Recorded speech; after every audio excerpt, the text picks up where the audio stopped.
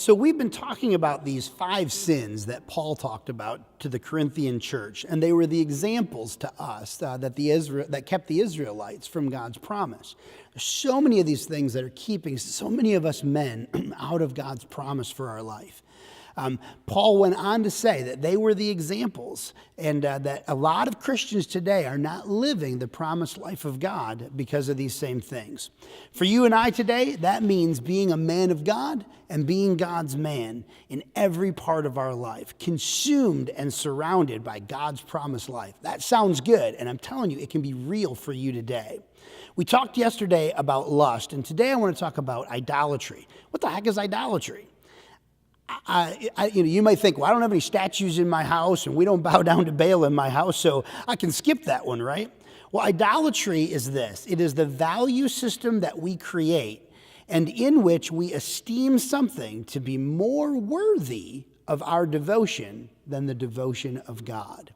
That's a mouthful. I'll just sit on that for a second. It's a value system that we create and in which we esteem something to be more worthy of our devotion than devotion to God. Power, prestige, education, money, business, religion, popularity, ego, the list goes on. All of these things can become idols in our life.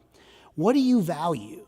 What are you maybe unwilling to let go of if God was to ask you to?